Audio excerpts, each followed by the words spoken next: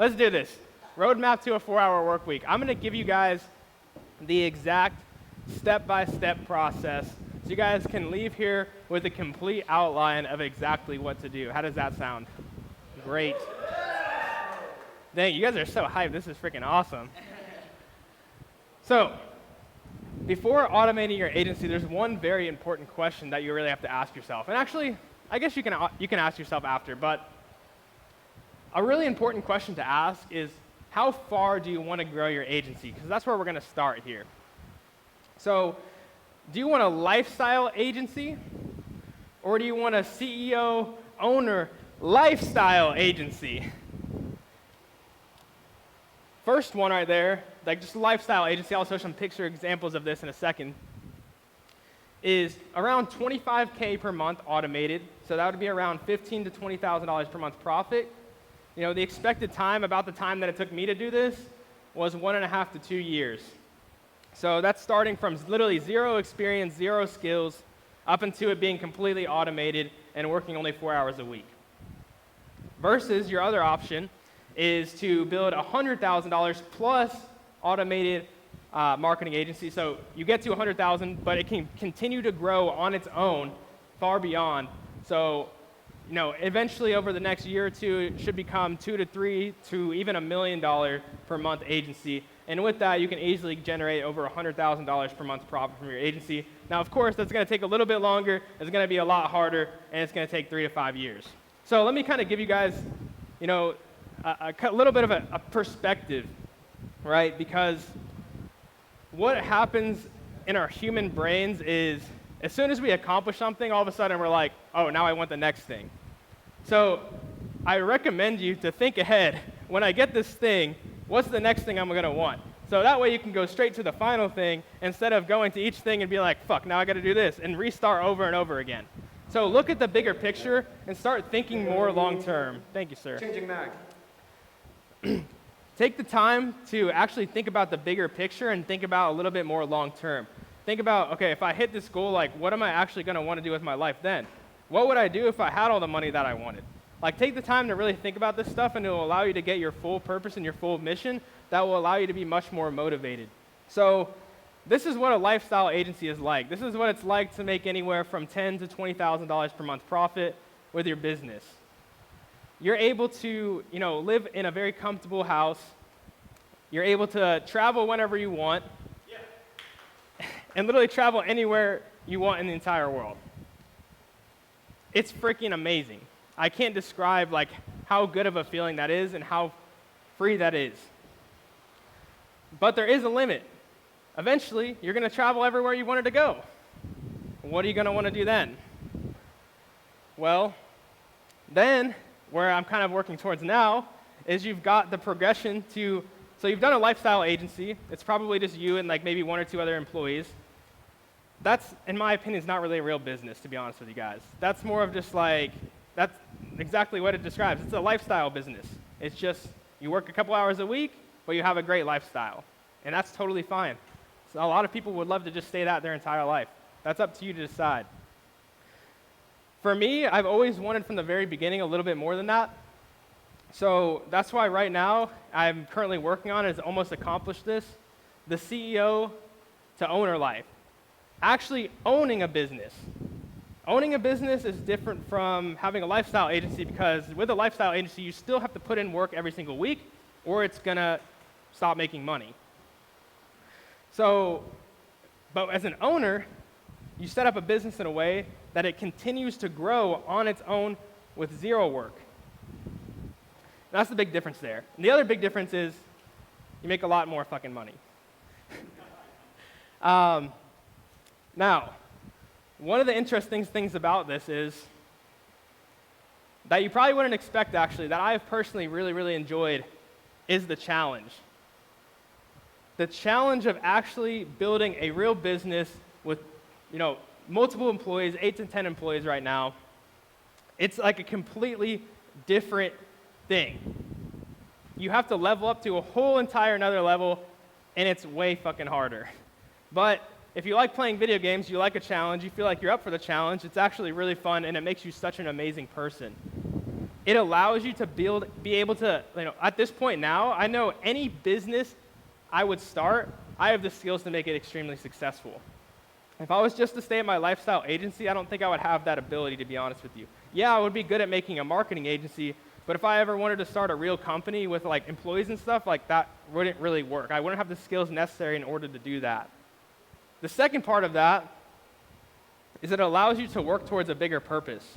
So like I was saying earlier, the biggest purpose in my life is, one, to enjoy it, because this is an interesting topic, but if we really think about it, this Earth's been around for like how many billion years? I don't freaking know. And humans only been on the Earth for like 50,000, 100,000. I don't know the exact numbers. We only have like history back to like 2 to 10,000 years. Like, so you really think about in the long term of things, like, is anything you really do in this life actually going to matter? Like 10,000 years from now, is anyone really going to remember you? Are you really going to have, like, your bloodline is going to be so diluted? And some of you guys might think that's kind of crazy to think about.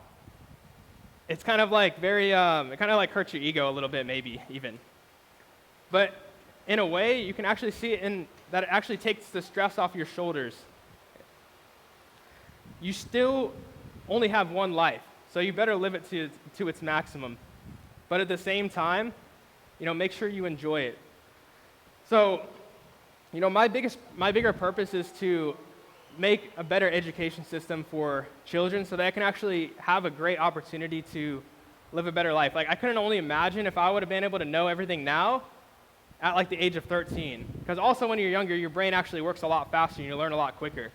And I wouldn't have to be breaking all these stupid habits all the time with like my bad confidence and my broken mental models and like bad thoughts about money and like all that kind of stuff that all you have to rewire all over again. Imagine if you just started with that at the age of 13. That's what my long-term mission is. And that's what being able to like start this business is, because it's going to allow me to have the funds to be able to do that larger mission and help more people than just myself.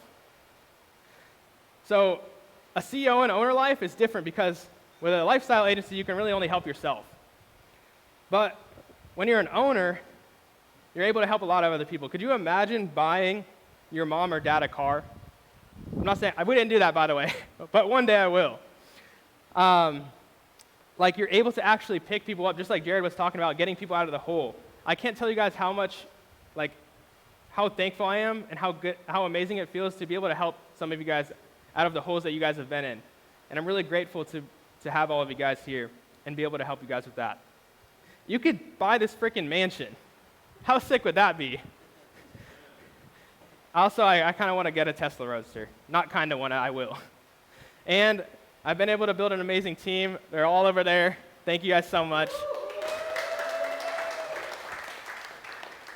And you're able to, like, it's so crazy to be able to work with people that are like-minded, that are on the same mission with you. It makes coming to work, like, so much more enjoyable. Like, with a lifestyle agency, I'm not saying this is bad at all, by any means. I'm just telling you guys to think ahead. But it's so much better to be able to, like, spend time with good friends and people you enjoy working with and work on a mission together and be able to help each other reach your goals.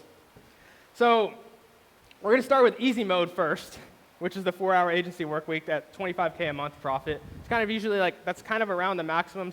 Sometimes you can go a little bit higher, but depends on the type of clients that you're working with. So these are the skills you'll need for easy mode of this. The first thing you need is discipline and consistency. And to be completely honest with you guys, I've been talking to some of you, and honestly, this is where you have to start. Like, how bad do you guys really want this? I feel like some people here, sitting here, haven't really wanted it that bad, if I'm being 100% honest. And I know that sounds really harsh, but you need to dig deep down, really think about what Icon talked about as far as thinking small, and think about, do I really want this? You need to make a change if you really want it. And the first way to do that is you wake up, even on those days when you don't want it, and you feel like crap, and you get up and do it anyway. If you don't have that, you will never get your goal. It's the same example when somebody works with a personal trainer, and they work with a personal trainer. The personal trainer holds them accountable every single day for 3 months straight. They hit their weight goal. They get off the personal trainer, and then they gain all the weight back in 3 months. That's not what I want for you guys. And discipline and consistency is how you keep the weight off. Researching and problem solving. This is really huge as well because you need to be able to solve your own problems. I'm not saying by any means, problem solving can also include talking to a mentor. I'm not saying that by any means, but you have to be really good at researching and problem solving in order to actually make this work, because nobody's going to hold your hand through every single tiny step. And the third skill is offer and appointment generation, which we've already covered a lot. You have to make an amazing offer and be able to generate appointments consistently. And by the way, these are actually listed in order. So this is literally a step-by-step. So rather than thinking about, like all the little tiny mini details I need to do with building my agency, this can give you the overview. You can actually focus on building the skills that you need, because as long as you have these 5 skills that I'm about to do, you're going to be able to make $10,000 per month profit regardless, no matter what happens in your entire life. Fourth thing is sales. So being actually able to speak to somebody, have a conversation with somebody, and convince them to work with you for their benefit. The fifth is product and fulfillment, and that's pretty, self-explanatory, and Kendall actually killed it with that today. So here's the baseline simple of what you need to do to build a 4-hour workweek agency. And this is it's kind of almost crazy how simple this is, but it's just the reality of it. This is literally how simple it is. There's only 2 things you have to really do. 2 big things. You have to have one method of acquiring clients. So what that includes is having an offer, being able to get appointments somehow, and then closing those appointments. That's all you need. So for example, for me, when I had the lifestyle agency, my one method of acquiring clients was just my YouTube channel. I had a few videos on my channel that was Facebook ads, Facebook ads from beginner to expert. And then at the end of the video is just hey, if you're interested in working with me, then sign up down below. That's how simple it was. I also have videos on my channel. There's Facebook ads for car dealerships, and a lot of agency owners watch it, but also some car dealerships watch it too, and they would just sign up from the videos. It was that simple. Another way you could do it is having Facebook ads. You tweak the Facebook ads, you spend 1 hour a week tweaking the Facebook ads to make sure they keep working, and you have appointments coming in every single week from your Facebook ads. So this is really not that difficult to set up. It just takes time and practice to get good at each of those skills that I just talked about. The second part of what you need to do is you have to have one media buyer, or it can be any of these 3, honestly, or a mixture, 1 or 2. But I usually just recommend 1 for simplicity, because that will make your life a lot easier. But just one media buyer, one good media buyer, or client manager or VA that has a strong ability to fulfill your clients. And with that in mind, I want to give a round of applause to Matthias, my media buyer of 4 years.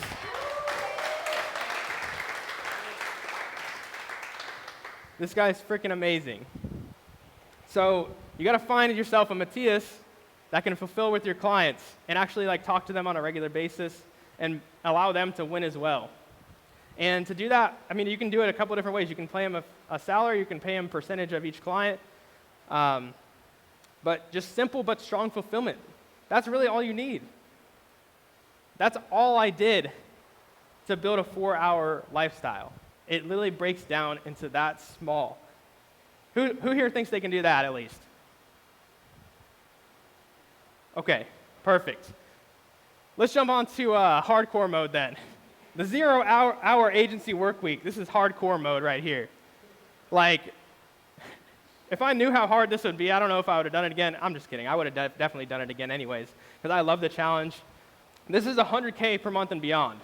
So these are the skills you need for hardcore mode. You'll notice I'm going to speed this up a little bit and go a little faster, because this is going to get really intense here. I'm just being honest with you. Remember that you're going to have this presentation after? Okay, I'll give you guys the time. Okay, so these are the skills that you need. This is one that's different from the previous. It's how bad do you want it? You can build a lifestyle agency not really wanting it super bad, but you want it pretty bad, 95%. With this, it has to be 110%. I've been telling myself I wanted this since I was 5 years old. That's how bad I've wanted this. Second thing is, that's a little bit different. So discipline and consistency, you're still going to need that, but you're also going to need relentlessness. Third, you're going to have to be able to ask really good questions. What does that mean? you have to, if you're facing a problem or a bottleneck, you need to be able to articulate, to either ask yourself or ask a mentor the right questions to get you where you want to be. Asking the right questions is such a valuable skill that I've kind of really underestimated. Because, it's so hard to describe this, but notice the questions that you're asking and think is there a better question I could really be asking here? Take the time to think of that every time you ask a question from now on. The fourth thing that's a little bit different is you need really intense focus, and I talked about that really well yesterday. Guys, I noticed when I did that presentation that I did the presentation, but then, a couple hours later I'm talking to people again, and just all of a sudden, they're already gone off the presentation. And I totally get that. That's how our brains work. It takes time to change things. But I really want to drill this focus thing one more time and really tell you how important this thing is. This even goes back to the 4-hour workweek thing. Focus is so important because if you don't have focus, you're going to drive yourself freaking nuts. You're never going to get a 4-hour workweek if you don't have focus. The amount of things that I say no to is insane. And focus is like how many times you say no to the shiny object syndrome, how many times you do the boring stuff. Because the more stupid shiny object syndrome things that you add to your to-do list, how are you even going to ever get to a 4-hour work week? I'm sure some of you guys are sitting here right now and your to-do list probably has 100 things on it, and you're like, God damn it, I'm never going to get this done. Well, yeah, you're never going to get it done because when you start getting things done, you start adding 10 other things to the to-do list. You get 4 things off the to-do list, and now you got 10 more things you got to do. Who here has that happened to? Exactly. So how do you get the to-do list done? Well, what if you just got rid of the fucking to-do list? What if you did that? That's how you get a 4-hour work week, or even 0. So, and to touch on this even one more time, there's probably so many things you guys think you have to do, but you really don't have to do if you really think about it. So like I was talking about yesterday, it's okay, what could I do that would make all of these things irrelevant? Is there one thing I could do? For example, let's say you had a bunch of admin tasks to do. Whoa, what if I could just hire a VA to do these 100 things instead of me doing it? Whoa, now you do one thing instead of 100 things. That's freaking genius level thinking right there. So that's focus. All right, offer creation, next level. This is basically just, these next couple skills is the same as before, but you just got to level them up even more. And you're going to get better at them through natural practice. Appointment generation, take that to the next level. Sales, take that to the next level. Product and fulfillment, next level. Something a little bit different that you got to add on here. You're going to need the skill of being able to set KPIs and have really good processes in place and really good systems in place. Because if you don't, you're going to lose your freaking mind growing to 100,000 a month and beyond, especially when you start adding employees because you can't even manage your own time. How are you going to manage your employees' time? Because they're going to go freaking crazy. So, and as the CEO, your job is to empower people and set them up in the right position to be able to succeed. If you're not doing that and you're losing your employees or they're not being successful or you hire the wrong people, that's your fault. Everything is your fault if you have to fire an employee or they don't work out. Intense focus, leverage, and smarter, not harder. Kind of touched on that a little bit in focus, but it goes even deeper than that. You got to think, the more money you make, you'll notice the things that people work on have more and more leverage. What that means is, I do one thing, and let's say I can do one thing today, and it nets me $100 per hour. Or I could do something that nets me $1,000 per hour. Or I can do something that nets me $10,000 per hour. Or something that nets me $1 million per hour. You need to really start thinking into the details and get rid of all of that shit that's under $500 an hour at the minimum. But preferably everything that's under $1,000 per hour, you need to get rid of. And you need to start working smarter, not harder. So just like I was saying, you got to think about things okay, what could I do that would make all this other stuff irrelevant? If I could just do the basics, if I could just set up an offer, I can make sure that people show up to the appointments, and then I could close them, and then I could have a very simple but effective product to be able to fill. That's only 4 things that you actually need to run a successful business. It's not that fucking difficult. So, number 11 that you need for hardcore mode is hiring, which is a whole entire skill in itself. It's God, I can't even explain how hard hiring actually is. It probably sounds kind of crazy, but we'll get into hiring a little bit more. And managing a team. It's like hiring and managing a team is like starting a whole other business, because when you get here, it's like now you got to make the offer and the funnel and the appointment and the interview and the onboarding, but for your new hires. It's freaking nuts. You're like building a business inside of your business. It's kind of crazy. But that's how you get to 0 hours per week, and that's how you get to like 100K per month and beyond. And when you have those skills, that's when you can build any business of your dreams and literally accomplish anything. That's why this is really nuts.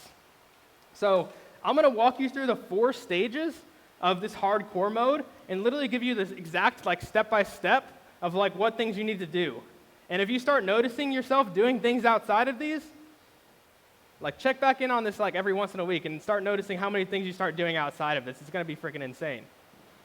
And really pay attention and take, this is why meditation is actually really good, because sitting there and doing nothing, it makes you get so good at focusing, and it allows you to expand your awareness. So awareness is very important because it allows you to be in the present moment, and it allows you to notice when you're working on the wrong things. And it allows you to change your brain to start doing the right things. So like, if you start working on some busy work, your brain's going to start, as you get better and better awareness, you're going to start noticing that sooner. So rather than, you did the busy work and then you realize that 6 months later that was a mistake, well, you want to keep shortening that time frame. So if you can start working on busy work and in 1 minute you're like, this is stupid, I shouldn't be doing this, and then change it, that's where you want to be. And then over time, your brain's going to get better and better at not doing this stupid stuff anymore. That's wasting your time. So stage number 1 is to actually prove your offer and like prove what you're doing, because you don't want to hire someone into a business where like you have nothing proven, because nobody's going to want to work for you. And even if they do, like they're probably going to like quit after a week. So the first thing you need to do is prove yourself and prove your offer. And the first thing you need to do is you have to have a consistent work schedule and have daily actions in place. This is something that so many people miss out on, and this is why you get up and you work in the morning and you start doing like such random work that you're not even actually moving in the right direction at all, because you don't even have a plan of what you're going to do that day.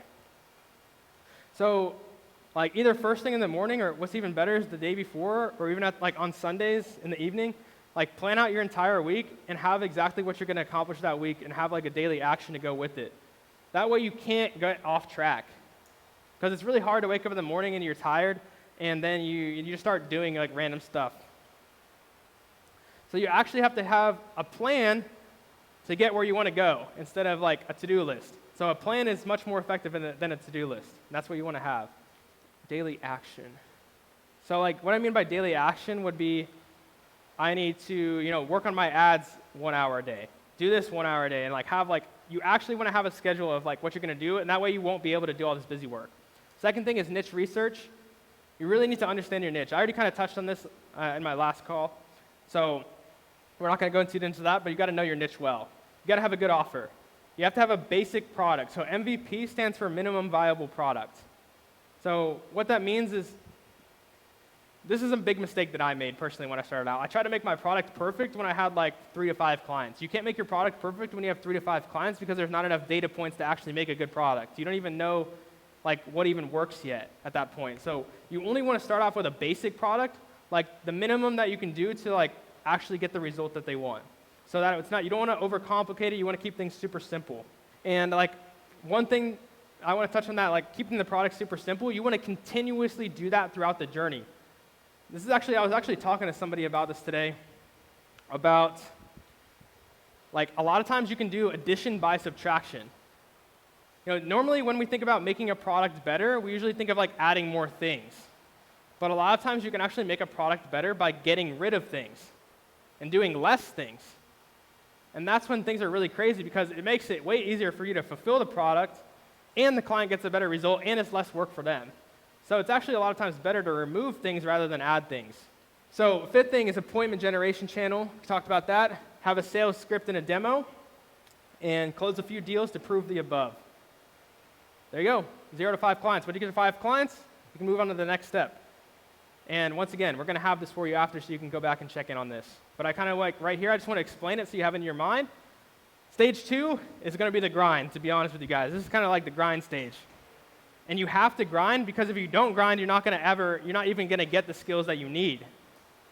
So in order to get skills, it takes practice, right? So if you wanted to get good at playing basketball, you'd have to play basketball every single day. If you want to get good at sales, you have to do sales every single day. If you suck at sales, you're never going to get anywhere, because that's kind of like one of the fundamentals of business. You have to be able to sell people to join your team. So like, sales is absolutely vital, and you have to get good at it. Take the time to get good at the skill. Stop thinking so much about, I need to make this much money in a month. Think about, okay, what are the skills that I need to achieve? So think about the skills you need to achieve rather than the incomes that you need to achieve. Hire a VA and media buyer. So that's going to allow you to take a lot of the weight off your shoulders as far as fulfillment and stuff like that. That's the first thing you want to do once you get to 5 clients. The second thing would be some basic SOPs for fulfillment, so the media buyer and the VA, whichever you hire, knows actually what to do. Basic SOP to manage your agency ads, or whatever your channel is to get new clients and get appointments. You want to have that in place, and it's good to even make SOPs. So once again, do things in the right order once again. So like, you got to prove something first. Like, I've done this so many times, I feel stupid for it, but have you ever done something like 3 times and then you start making an SOP on it? Has anyone here done that? Like, you've done something only like 3 times and then you start writing a document on it? Yeah. It's like, why are you doing that? You need to do it a significant number of times so you at least actually know how to do it right. You have to prove it first, and then you can make the SOP.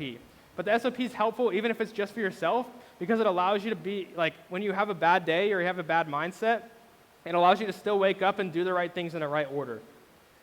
So that would allow you to do it faster. You're like, okay, so for 1 hour a day, I'm going to manage my agency ads. And then for 5 hours a day, I'm going to do sales calls. And then for 2 hours a day, I'm going to do appointment setting. Like, have your schedule like really regimented and only working on the high-value tasks. Schedule out your weekly routine and set targets. So set a target for your week. I want to close 1 client by the end of the week. But even better than that is saying what you want to do every single day. So I want to set 5 appointments every day. And therefore, if I set 5 appointments every day, I'm definitely going to close at least 1 client. Grind out sales and get feedback and data. Get feedback. If you don't close a sale, just be honest with them and be like, at the end of the call or after the call, whatever, just be like, hey man, I'm sure you can relate to when you started your business and how difficult that was. I just want to get your honest feedback. Is there anything I could have done differently that would have made this a better product or service for you, or anything I could have done better on the sales side that would have, made you excited to join us? And you got to get feedback from your customers. If you have a problem, like let's say your leads aren't showing up to appointments, and you have a low no-show rate, call the people that no-showed and figure out why they're not showing.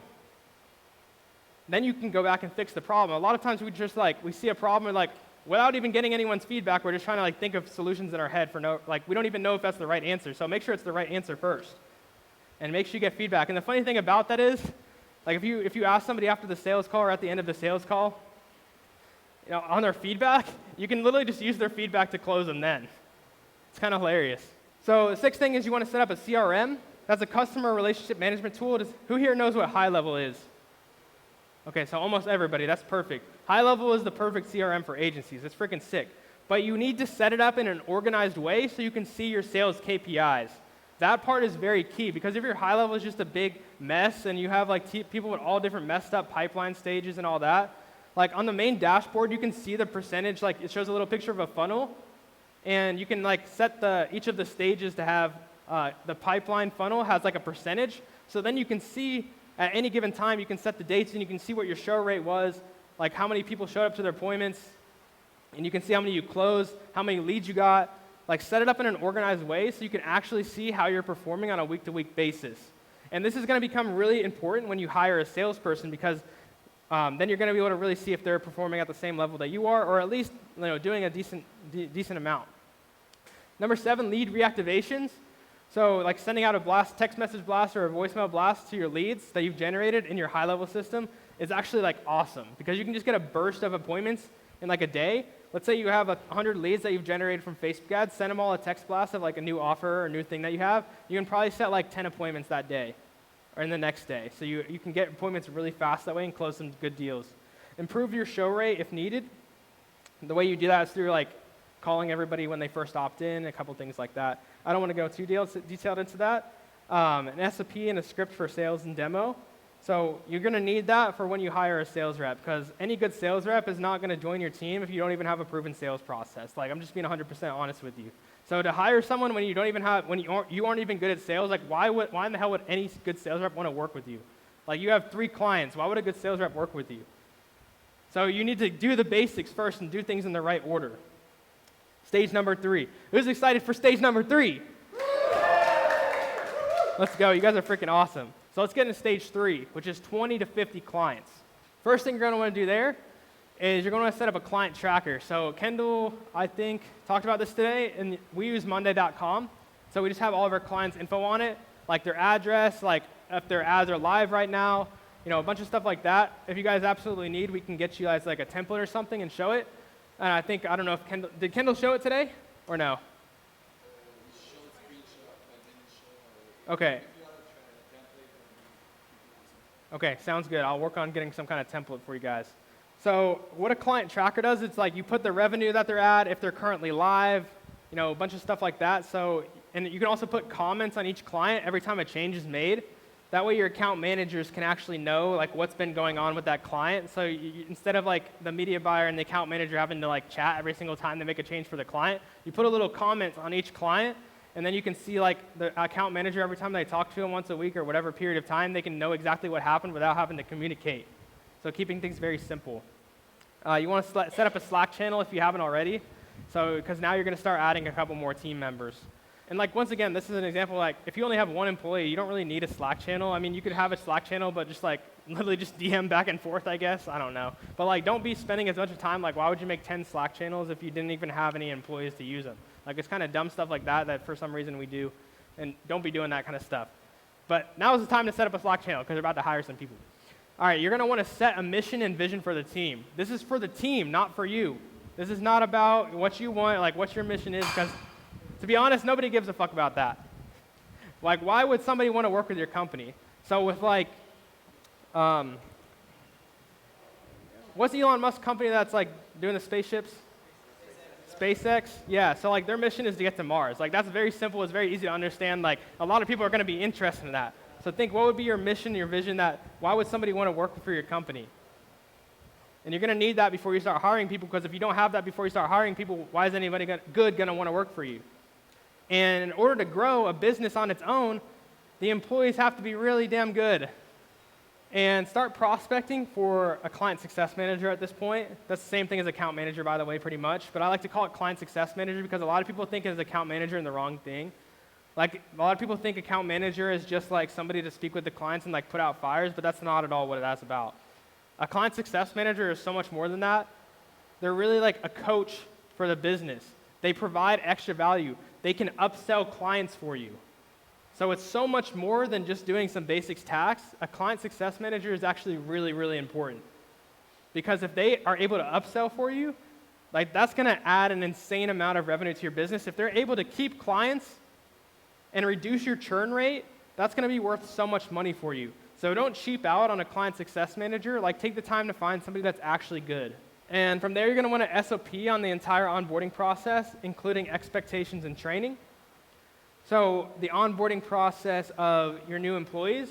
So you're going to need that like right before. This is, once again, don't be doing this on stage 1, because I notice a lot. Like, I've done that before. I'm just giving a grind. I'm going to drill this like 1,000 times because it takes time to remember things like this.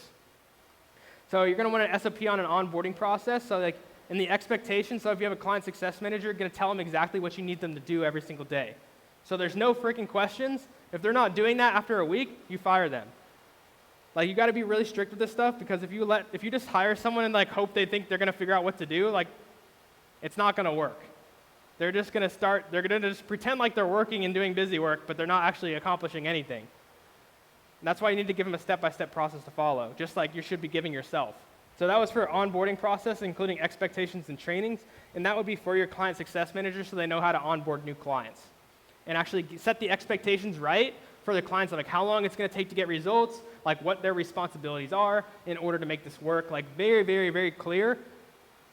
The expectations you set for your clients is like one of the biggest factors in reducing churn. And it's so simple because all you have to do is tell them a few things on a call. and then they will not churn, because you can set the expectations on the onboarding call with the client and be like, these are all this is what all of our dumb clients do. They do this, this, this, this, this. Are you a dumb client? No, so you're not going to do any of these things, right? Okay, no. So they're basically agreeing to not do it. You list out all the reasons why you've lost clients in the past. That's been their fault. And you make sure they're not going to do any of those. Like, that's how simple it is to set expectations.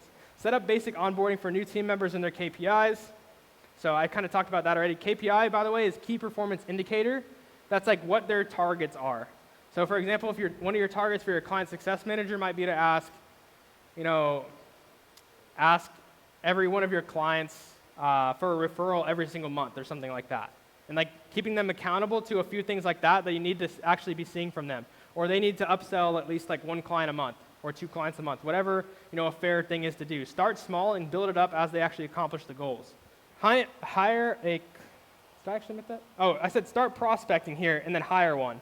So you want to start prospecting, and while prospecting, like see how efficient this is, by the way, guys. So start prospecting, and we start the prospecting first, and then we get the SOPs in place for the client success manager while we're looking for one, so that by the time we're ready to actually hire someone, we've interviewed a few people at that point, we have the process in place, ready to go, ready for them to hire. Rather than doing this first, and then, the prospecting process is going to take 4 weeks, and I could have done it in reverse, and it'll be a lot faster that way and a lot more efficient. So you got to think about these efficiency hacks of like doing things in the right order. Then from there, you're going to have to do something very simple. You're going to have to grind sales out. You're going to have to do it every single day and really get good at sales.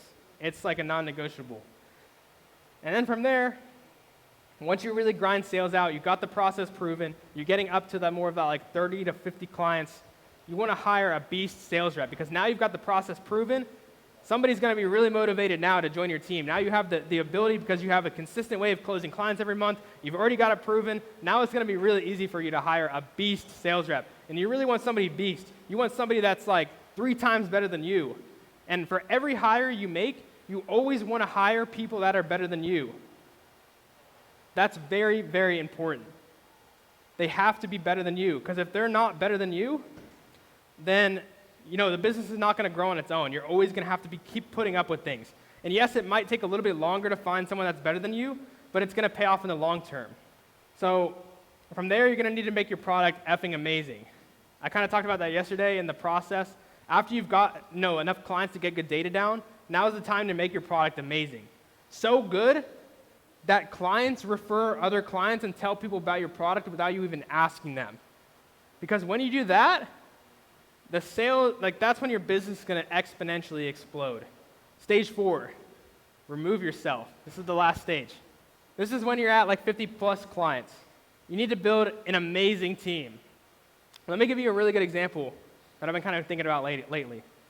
If you want your company to really grow on its own and be able to survive time, you got to think about your competition. You're like, this was such a crazy thought to me, how simple this actually was when I thought about it, but how nobody talks about it and nobody actually thinks this way. Think if I was trying to make the best company in the world, I would probably assemble the best people that I could find, wouldn't I? If I was trying to build the best baseball team in the world, and to actually win the World Series, I would go out and I would scout and I would find the best people in the world for each position and pick them so specifically and take so much time and make sure I get that right and just put them together and build the championship team. Because then you guys are going to be the best forever, and it's going to grow so much on its own. And yes, it will take a little bit longer. Yes, it will be a little bit harder. But that's what you need in order for other people to be able to take over your business. Because if you're just always the best person at your business, you're always going to have to run it, and you're always going to have to micromanage people and stuff like that all the time.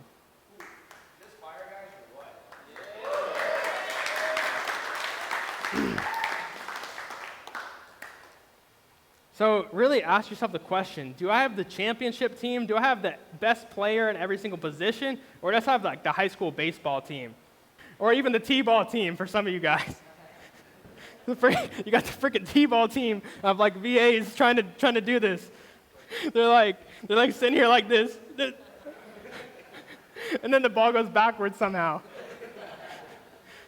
From there, you need to hire another media buyer, an account manager probably, because I think usually like, it depends on how your systems are, but usually around like 40 to 50 clients. And this is actually a really good tip, by the way, that I've learned recently. Your team members, a lot of times, will tell you that they can't handle it anymore. They're too busy. But the problem is they're just doing so much busy work and they're wasting all of their time. So you need to really every once in a while actually audit their time and realize figure out how many things they're actually wasting their time on. What's actually even better is if you can teach them how to audit their own time. And that's what will happen if you have a team of 8 players like the championship team. You can teach them how to audit their own time and then they're going to do it on their own. That's actually, Matthias does a really good job of that. Round of applause for Matthias again, please.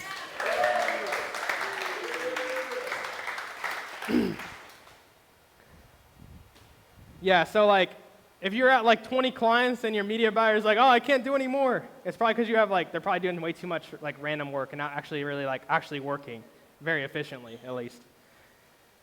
Hire an appointment setter, maybe. Depends of what kind of client getting channel you're using. Once again, stick to one channel, one channel of getting clients until you absolutely max it out. Because realistically, let's say you had the ads working and then you getting people, your product's so good that people are just referring, you can take those 2 platforms just alone to the moon. Think about Tesla, for example. You think Tesla has appointment setters? They're out here cold messaging you on Facebook, asking you to you want to test drive a Tesla? So their product is just so good that you just want to go and look at it on your own. That's how good your product needs to be when you're already at this point by then. Once again, you got to do it in the right order though. Don't try to make your product amazing when you have 3 clients. You got to do things in the right order, step by step. So hire an appointment setter maybe. Hire an operations manager. So what an operations manager is, it basically checks, they can fulfill the role of prospecting, interviewing, hiring people, making sure your SOPs get better and better, making your product better and better over time, making every person on your team is empowered and that they're helping them solve through all their personal problems. There's a lot of things that this actually helps with that helps you take off your plate at this point. So from there, you're going to want to, this is where it gets kind of crazy, but, and where you have start building businesses inside of your businesses, it's kind of crazy, but you start making a hiring SOP for every position, so that way you always have people that's in the pipeline. So in order to get good people, it takes time. So if you're growing fast, you're going to want to have, if you want to be able to grow fast, and once again, make sure you're growing fast first before you do this. Let's say you're growing fast and you need employees, and you're going to continuously need employees, you're going to have to set up a funnel to get employees. The same way you'd set a funnel to get clients, you set a funnel to get employees for each position, and you have an SOP to follow for your operations manager or whoever's going to do the hiring. And once again, you got to hire absolute beasts. You got to hire the best person available. So this is actually a really good thought experiment that I kind of made up today. Think of who's the best person in the world I could hire for this position. Let's say it's a sales rep. Or think of okay, who's the best person in the world? Okay, it's not Grant Cardone, but let's just use Grant Cardone as an example. Okay, I could hire Grant Cardone would be a great person to work for my business.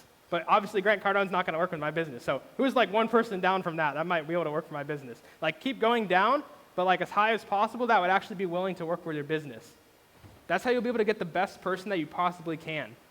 So number 7 is, which I kind of touched on already, but take the time to think, how would you attract the best talent in the world to work with you? What would make your company the best company to work with so that you can actually attract the talent? Same thing with okay, how could I make my company look like the best marketing agency in the world for my clients? You have to do the same thing with your people that you're hiring.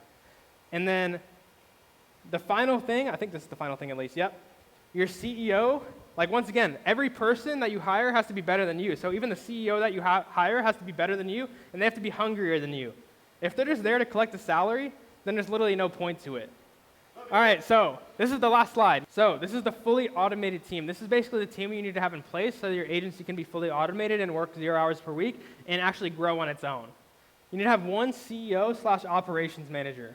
They can kind of work as both, or they can be 2 separate. It kind of just depends on the stage in your business and how much profit you're making. If you're able to actually afford both, you might actually only be able to afford one. But like one thing you gotta really remember with hiring, a lot of times, like one person can do the work of like 10 or even 100 people. It's freaking insane. A lot of you guys may not have experienced that yet, but one day you will eventually if you grow your company big enough. You'll start noticing that the really, really, really good people, they do, like one person will do the work of like 10 people. It's freaking nuts. And those are the people that you need to find, because most people, they join a job and they just come in there, they do like the basic work and collect a paycheck. Those are the people that you need to avoid. Now there's later on as companies get really big and they're like really like corporate and they have like a very step-by-step process to follow, you're like, yeah, it's fine, you can have people do the job because you just really basic stuff. But like in a startup, which you guys would be, you need really, really good people. So you need one CEO or operations manager, you need one sales rep, plus an optional appointment setter. Actually, I probably would recommend an appointment setter now that you brought that up. So I'd say one sales rep plus one appointment setter, 1 to 2 media buyers. So even if the appointment setter is just like a VA appointment setter, that works too. Like they just like, when clients call in your phone number, if they do, like she or he answers the phone like in a professional way and like gets them scheduled for the right appointment, or like when a new lead comes through, they call that lead up and they make sure they're qualified and get them excited for the appointment, some stuff like that. You'll need 1 to 2 media buyers depending on the stage you're at. You'll need 1 to 2 client success managers / coaches. You'll need 1 VA to do like admin work, like really random stuff for anyone in your team. One thing that's optional is a call center. It depends on your niche, really. If your niche in your product requires to have a call center to make your product the best it could be, it could either be outsourced or in-house. For the most part, I typically, in the long term, always lean towards in-house, but sometimes you can start with like outsourcing to begin with for speed, and then kind of like learn their systems and processes, and then eventually bring it in-house. An optional power coach. So what a power coach would be somebody like one of your previous clients or current clients maybe, or somebody that's really good in the industry that can make your product a little bit better, that can give you guys some insight into the industry so you like really have deep level knowledge of the industry, kind of almost as like an advisor plus a coach to your clients. So like let's say you're working with real estate agents and your power coach that maybe he just works maybe like 2 hours a week in your business, you just pay him for his advice, like advisor, like speak with him like 30 minutes a week. Okay, like have him explain the business more about you, like what's currently going on in the market right now. What are you doing that works really well? How do you think we could, market better? And then you could even have them like coach some of your clients if necessary, like have a weekly group coaching call with all of your clients on it. So that way they actually have a coach and a person that they can speak to that's successful in the industry, because you may not know as much about the industry as somebody that's actually been successful and built a successful business in it. And I think that's it. That's the fully automated team. That's how you get to 100K per month and beyond. Thank you, guys.